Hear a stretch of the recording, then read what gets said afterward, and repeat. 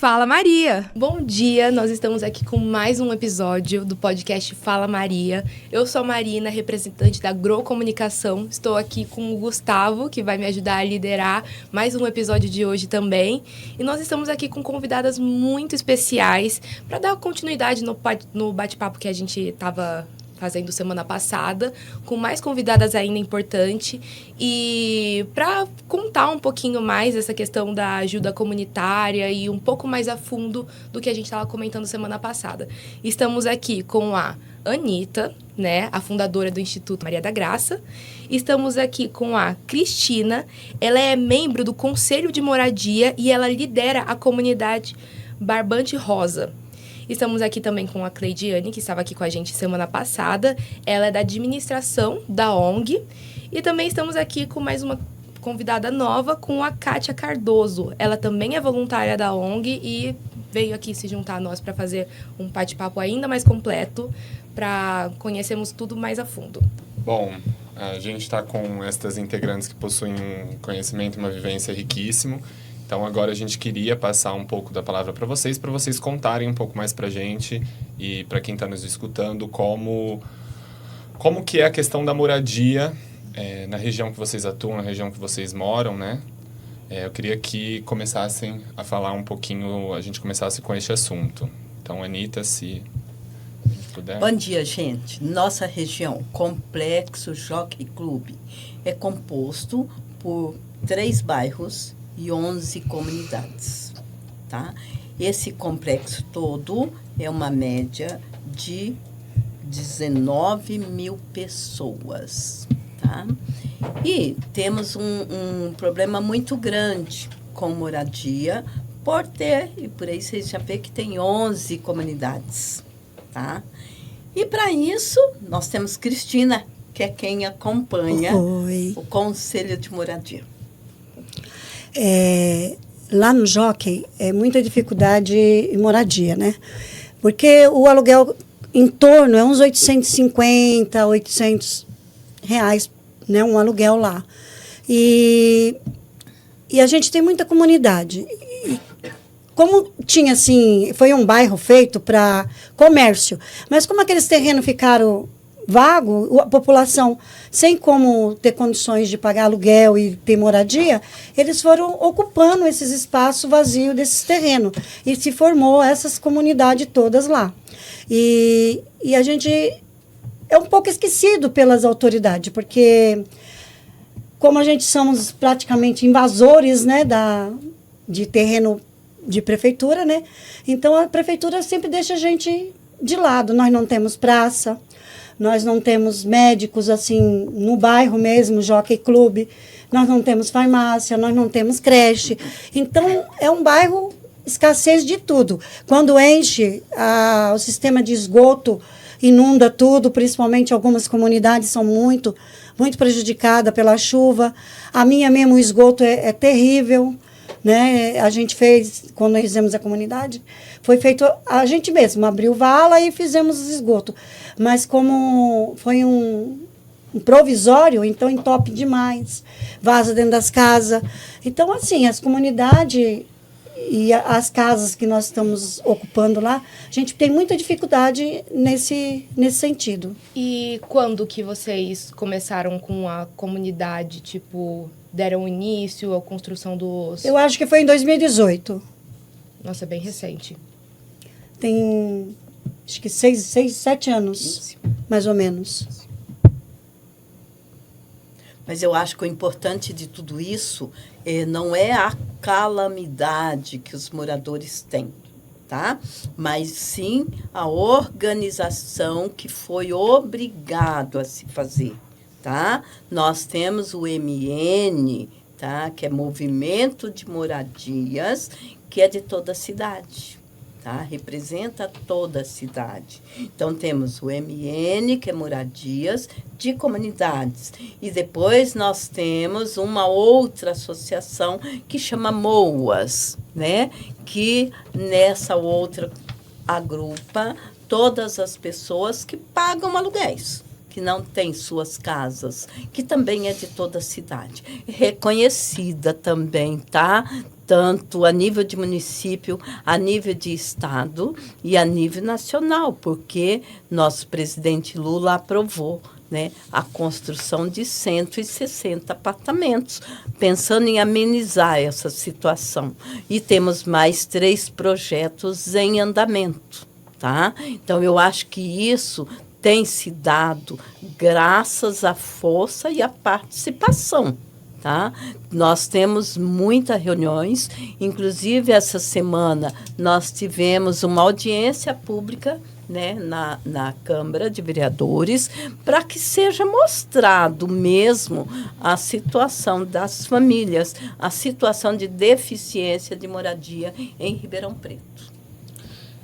Eu queria também agora conversar, já que a gente está falando sobre moradia, sobre um projeto que vocês acreditam, que vocês desenvolveram e vocês acreditam que foi de suma importância para esse início e para a continuidade, para a seriedade destes assuntos que vocês acabaram trazendo depois desse início. Nós temos, sim, um projeto, mas é o que eu estou comentando. Foram tanta gente que foram se inscrevendo, né, dentro das suas necessidades, que aí se decidiu em Ribeirão de criar uma associação primeiro, tá? Essa associação sem ter nada de garantia. Então, se criou uma associação de pessoas que não tinham casas, tá? E essa associação registrou-se tudo, foi falar com o prefeito, mas já foi falar se ele tinha interesse, tá? De doar um terreno para que fosse construída essa casa, né? E ele aceitou, foi para São Paulo, tá? O governador meio que duvidando, mas assinou, tá? Que era um projeto bom. E levamos até Brasília. Então, o presidente assinou, tá? Então, hoje a Caixa já abraçou, então hoje nós já temos a garantia dessa construção. Tá? Então, isso foi maravilhoso. E eu acho que, ao mesmo tempo, dá muita força e exemplo aí de que é possível. Tá? Então, estamos caminhando para essa construção.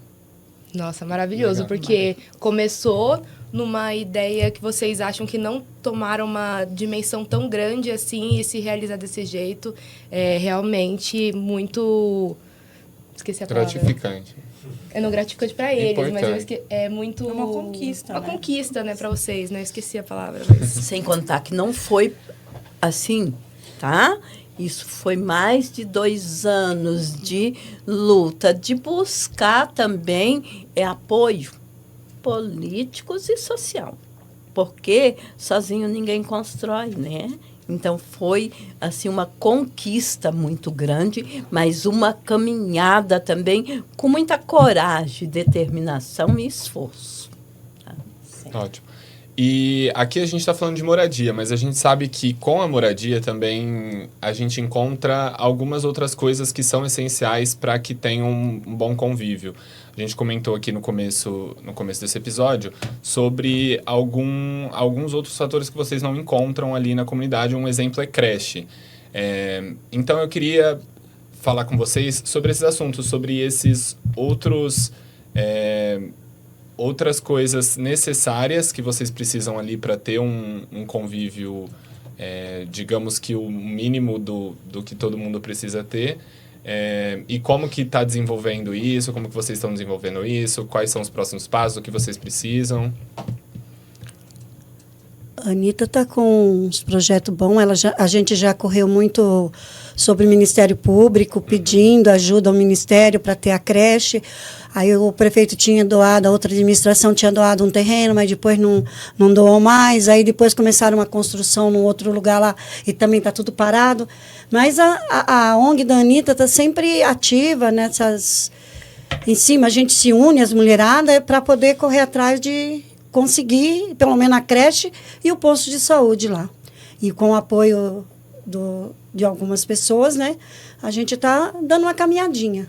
Sim, nós temos um apoio agora do poder público que está ajudando a gente nisso. Só que, assim, voltando um pouco da questão da moradia, Comunidade, ela, na verdade, é consequência, né? Infelizmente, Ribeirão Preto ele tem um déficit muito grande de políticas públicas na questão da moradia para pessoas de baixa renda.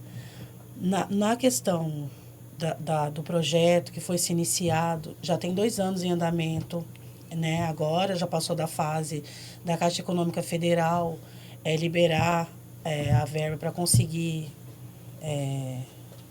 a construção e liberar para as pessoas que conseguiram, né, que foram atrás. E, querendo ou não, a questão do posto e da creche, tudo isso, querendo ou não, está tudo englobado, né? É falta de política pública. Quando não se tem garantia nem de moradia, né, como que vai se ter garantia à educação, à saúde, a saneamento básico? Então, a luta, ela é conjunta, ela é social, ela é política. E, na maioria das vezes, o problema maior, ele está na falta de conscientização da própria população, né? Porque se a gente não lutar, a gente não consegue. Porque muita gente leva a questão de política pública no... Deixa que eu levo, vamos empurrar com a barriga. E não é bem assim, né? A gente precisa ter consciência de que tudo na vida da gente é política. O ar que a gente respira é política, a água que a gente bebe é política, tudo é política. Então, nós estamos fazendo um trabalho muito, muito bom e edificante com as mulheres lá do nosso bairro, de conscientizar essas pessoas de que, para que a gente consiga políticas públicas, a gente precisa se unir e ir atrás disso, né? Então, a questão do posto, a questão da creche, ele está vindo muito através disso, através dessa coletividade e desse empenho das próprias mulheres, das próprias pessoas do setor, devido à conscientização que vem ocorrendo já há algum tempo, né, ao longo de alguns anos, e que as pessoas, às vezes, acabam não identificando que até as pequenas coisas que a gente consegue através disso é uma conquista grande, né? Então, a questão do posto, a questão da creche já está em andamento, conseguimos a ajuda de alguns setores do poder público e a gente acredita, né, que até o final do ano as nossas demandas elas vão estar entrando no plano plurianual, né? Porque o que faltava era isso. A gente já tinha abaixo-assinado, a gente já tinha manifestação da população e agora a gente conseguiu o apoio de alguns setores do poder público que estão nos ajudando a levar isso adiante e trazer essa conquista. E acreditamos que até o final do ano a gente já consegue encaminhar algumas dessas demandas. A gente, infelizmente, nós não temos uma garantia de que vamos conseguir, porque não depende só da gente, né? Nossa luta é grande, mas nós também precisamos que o governo, né, também olhe para a gente, também caminhe junto com a gente. E é isso, a gente acredita, temos fé que até o ano que vem a gente consegue, pelo menos, o posto de saúde, né? Já está escrito no plano plurianual da cidade. Né? Será uma grande conquista, né? O prefeito nos deu essa garantia. Tá? Mas nós ainda dependemos também dos vereadores votantes. Eu queria fazer uma pergunta, já que a gente está falando sobre conquistas, né? E agora essa conquista que vocês estão tendo, muito grande, que está em andamento. Queria saber agora se teve algum projeto que vocês precisaram de uma atenção maior, que foi, ao contrário dessa, mais complicada, que não tiveram alguma aprovação da prefeitura, alguma coisa assim, que vocês ficaram até desmotivadas de dar continuidade no projeto, algum momento difícil que vocês passaram? Eu considero estudar como água para beber. E nós fizemos de tudo, fizemos abaixo-assinado, fomos de casa em casa, fizemos uma pesquisa para ver se as pessoas que tinham parado de estudar, por que pararam e se queriam continuar, tá? E nós tivemos um número muito grande de pessoas que gostariam de terminar. Só que nós também fomos muitas vezes à secretaria, conversamos com o prefeito, com tudo que vocês podem imaginar. E não foi nos cedido nem o EJA, nem o direito do EJA. E, nesse sentido, pensando na demanda, que era muito grande, a ONG pediu à USP. A USP, então, fez um projetinho e a USP que dá aula na ONG de EJA. E nós já tivemos várias pessoas aprovadas, tá? Dentro desses 3 anos, que chegaram a terminar, né? E hoje nós temos 32 pessoas já inscritas para a prova de agosto. Eu acho isso maravilhoso. Mas também tem a questão do reforço escolar, né? O reforço escolar a gente também pensou, né, em ter o reforço escolar para as crianças de lá, porque devido à pandemia também teve muitas crianças que ficaram com o ensino defasado, principalmente aquelas crianças que naquele momento da pandemia estavam entrando nos primeiros anos iniciais, entendeu? Do ensino fundamental. 1ª série, 2ª série. O meu sobrinho é né? Na época da pandemia, ele estava iniciando os estudos dele no ensino fundamental e ele foi prejudicado com isso, porque estava estudando de casa e, querendo ou não, os primeiros anos eles precisam de uma atenção, precisam de um professor ali pertinho e, assim, os pais não são formados para dar esse ensino, para dar essa continuidade. E aí, no caso, estou falando isso é um caso particular. E aí, no caso do meu sobrinho, a minha irmã teve até que pagar professor particular para poder ensinar ele, ajudar ele. Porque quando voltou à escola, ele já estava no 3º ano. Então, assim, ele ficou muito, muito, muito prejudicado. E na questão do reforço escolar, querendo ou não, a ONG ela já se, como vou dizer, se eclodiu, essa palavra, será? Se emergiu, já disso, né? Das crianças terem um déficit de participação na escola, de ter dificuldade de acompanhar a escola e tal. E aí, no caso, a ONG já veio disso, dessa necessidade de incentivar as crianças a irem nas escolas, porque só participa da ONG quem vai nas escolas, quem tem boas notas. E aí, no caso, tentou-se iniciar um projeto de reforço escolar também para essas crianças, principalmente no ensino fundamental. E não conseguimos, não foi aceito, né? Porque, querendo ou não, precisa do apoio do governo para a gente conseguir isso. E não foi aceito. Essa foi uma conquista que a gente não teve, na verdade, e que teve que desistir, porque sem o poder público não tem como a gente dar essas aulas de reforço. Precisa do apoio deles, né? Porque precisa ter uma estrutura pedagógica, precisa ter eles ali caminhando com a gente. E nesse caso não caminhou. E a gente acabou desistindo, né, no caso. Não, assim, não desistindo, porque ainda a gente ainda tem esse objetivo, tem essa necessidade, mas infelizmente não depende só da gente, né? Uhum. Então é algo que ficou estagnado por enquanto aqui.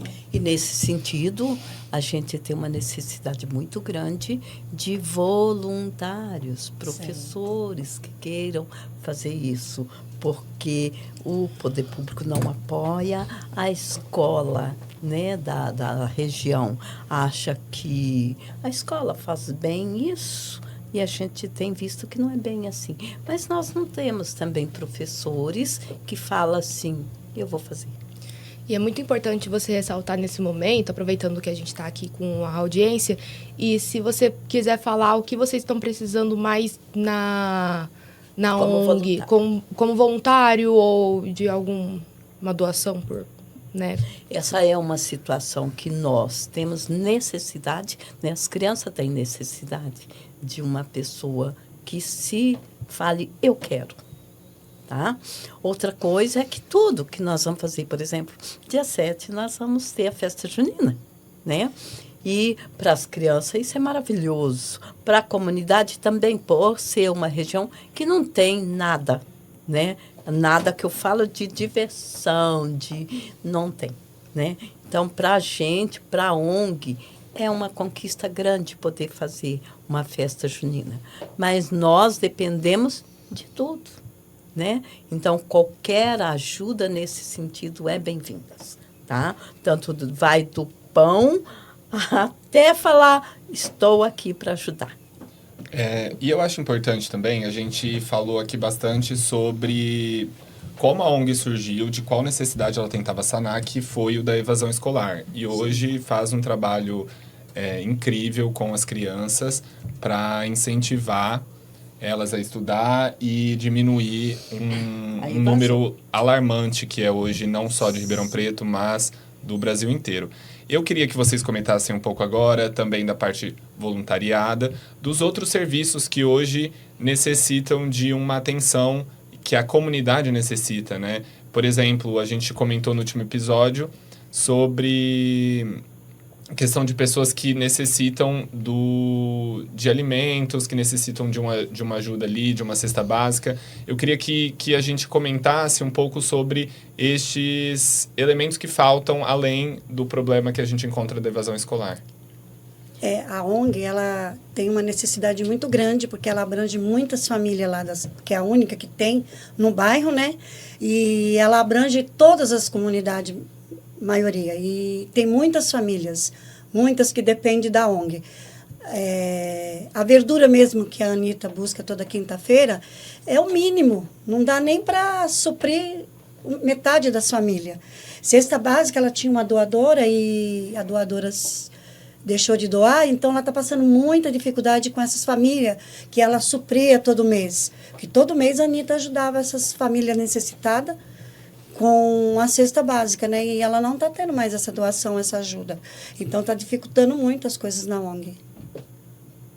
Nós temos 180 famílias, tá?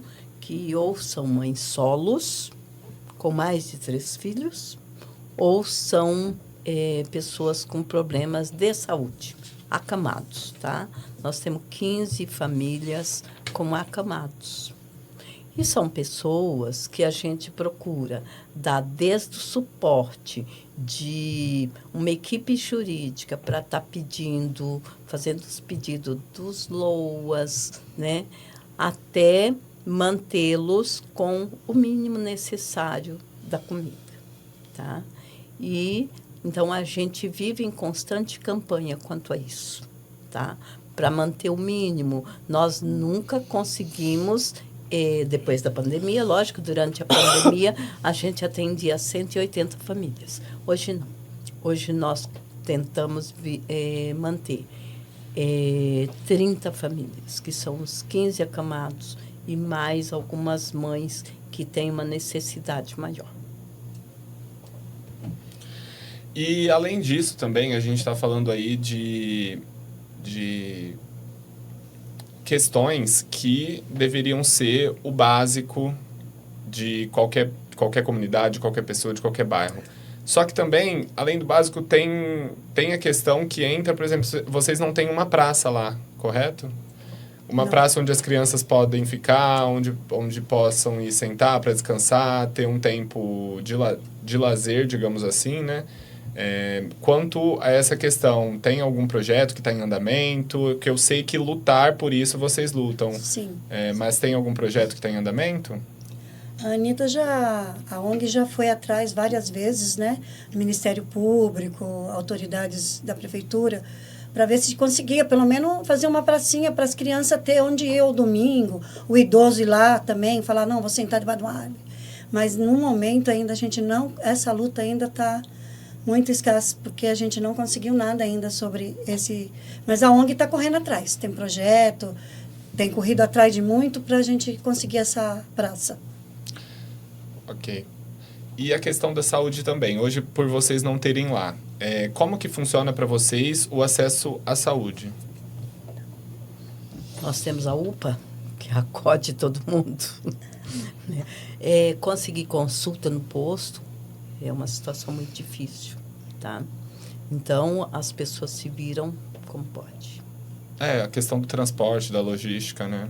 O transporte da o posto logística. que atende a gente lá é o posto Jardim Aeroporto. Pra gente sair do nosso bairro e ir para lá, é uns 6 quilômetros, 6, 7 quilômetros. 7 quilômetros, mais ou a pé, menos. A pé. né? O ônibus que passa no nosso bairro, não passa lá. Ele passa numa avenida que é a Tomás Alberto, né? Que é uma avenida lá no começo. E no começo da avenida, o posto é no final do bairro. A avenida é no posto, é na avenida no começo do bairro. Mais. E o posto fica no final do bairro. Então, assim, o deslocamento é... Ou você vai na fé ou você não vai. Se você ainda tem um dinheiro para você pagar o ônibus, você tem que pegar 2 ônibus para você chegar até lá. Caso contrário, você vai ter que andar de pé, das 6, 7 quilômetros do nosso bairro até chegar lá. E assim, é complicado, porque tem pessoas lá nas comunidades que não tem dinheiro nem para comer. Vai ter dinheiro para pagar passagem de ônibus? Não tem. Quando consegue, Quando consegue, consulta. E assim, você vai procurar Semana passada, por exemplo, eu fui levar minha sobrinha para vacinar. E aí teve aquela questão de que saiu uma portaria no site da prefeitura, teve até uma reportagem de que alguns postos da cidade iam atender demandas da UPA, ia atender, a pessoa não precisa marcar. E eu perguntei para o enfermeiro falou sim, nosso posto foi incluso nisso. Falei, nossa, que bacana, que legal. Falei, então tá melhorando a coisa, né? Ele falou assim, engano seu. A gente foi incluso nisso, mas nós não temos pediatra aqui. Nós temos uma pediatra que está doente, a outra pediu demissão e a outra está de licença. Eu falei, mas como que manda uma demanda da UPA para cá e não atende nem as pessoas que é mesmo do espaço e não tem nem médico, gente. Aí ele falou assim, para você ver, é assim que funciona. Então, é complicado. Porque quando o posto foi criado, ele foi criado para atender 15 mil pessoas, né? Hoje, se for contar, porque o posto é no Jardim Aeroporto. Jardim Aeroporto também é um complexo, porque lá também tem comunidades que só aumentaram, só cresceram. E aí tem o complexo do aeroporto e o complexo do Jockey Club.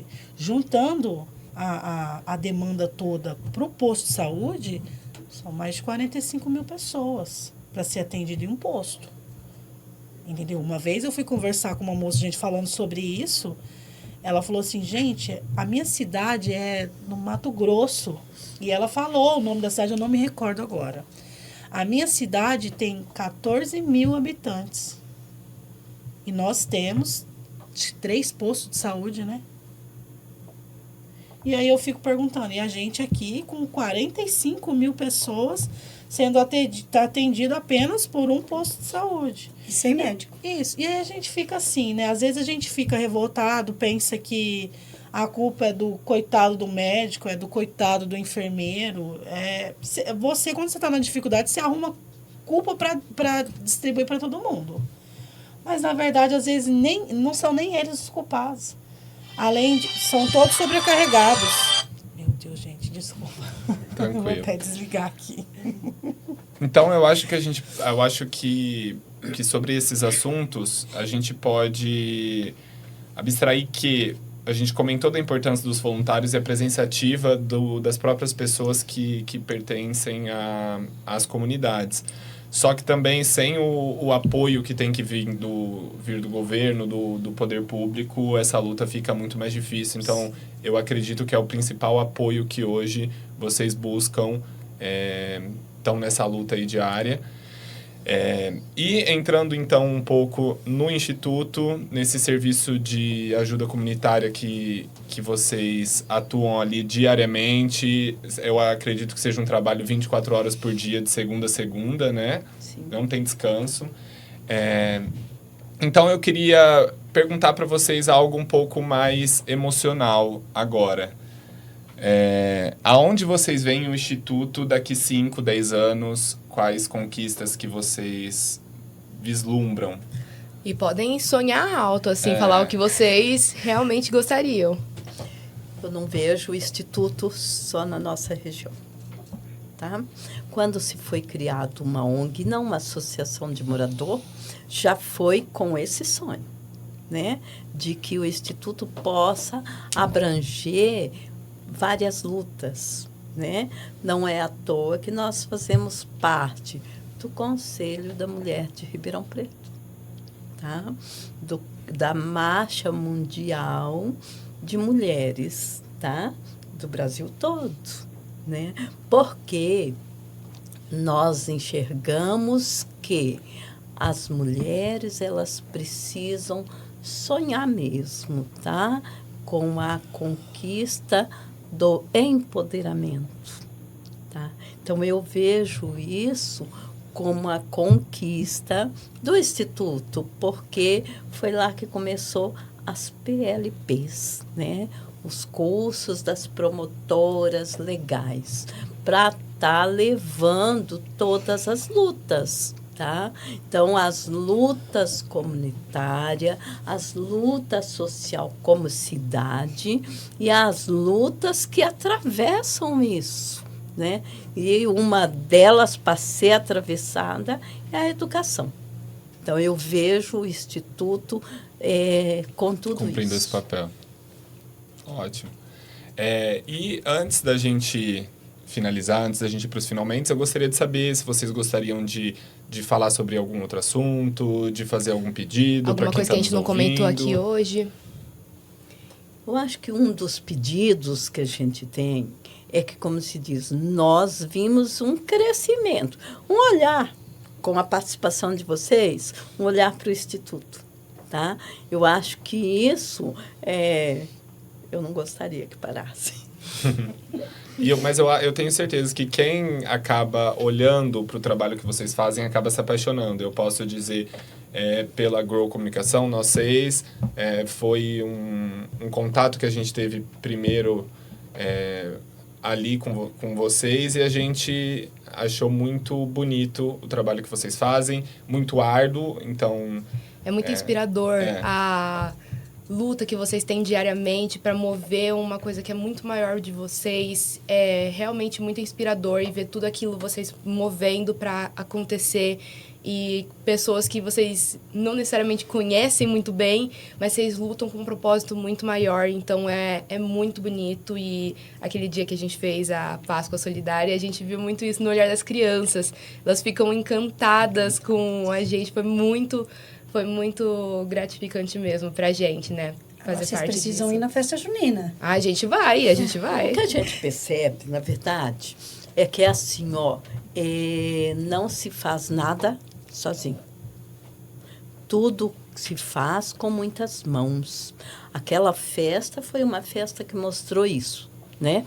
Tanto para vocês como para a gente. E as crianças são as primeiras a perceber isso, né? É maravilhoso quando a gente percebe como que o ser humano, ele consegue, desde pequeno, enxergar o que é nosso. Muito bom. Ótimo. Então, gostaria de agradecer o compartilhamento de vocês. A participação de mais um episódio. Exato. E vocês que não tinham vindo antes, muito obrigada pela participação. Foi muito legal esse episódio. Eu acho que conseguiu o pessoal que está assistindo a gente conseguir entender bem mais o que acontece no interno de vocês, tudo mais, para o Instituto como um todo. Então, a gente só tem a agradecer vocês por passar um tempinho aqui com a gente. E para quem está nos ouvindo, apoie também essas causas, ajude da maneira que puder. Siga o Instituto nas redes sociais. E Quer falar um pouco como as pessoas podem ajudar, podem Entrar auxiliar? em contato com vocês e tudo mais. Ó, nós temos um telefone, né? 16 991 24 5491, né? Do qual todos podem estar ligando, pode estar ajudando de todas as formas. Conversar, tá? conhecer. Conversar, porque acho que deu para todo mundo ver que a necessidade ela é diária e de tudo. Tá? Então, não tem regra assim de falar, eu posso ajudar com 1 litro de leite. É muito pouco, não. Para lá é muito importante. Não importa o quê. E a gente gostaria mesmo que mais pessoas pudessem não estar só colaborando, mas sim participando também. Fica o convite aberto. E toda ajuda é bem-vinda mesmo. É muito gratificante todas as doações que puderem fazer para a ONG. Ótimo, para quem Para está o ouvindo... Instituto, né? Eu falo ONG, mas é o Instituto, desculpa aí. E para quem está nos ouvindo, o único pedido que a gente pode fazer é compartilhar esse podcast para que mais pessoas consigam ouvir histórias inspiradoras como a dessas mulheres incríveis que estão aqui com a gente e propagar ainda mais o intuito do Instituto. Muito obrigado pela presença mais uma vez. E que a gente consiga continuar esse trabalho lindo que transforma vidas e transforma histórias. Todas as mulheres são Maria.